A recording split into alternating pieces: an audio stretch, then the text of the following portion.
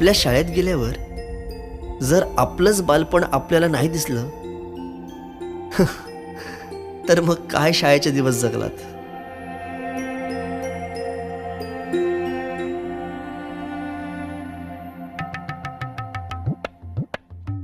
काय रे, अभ्यास नाही केला? चल निघ.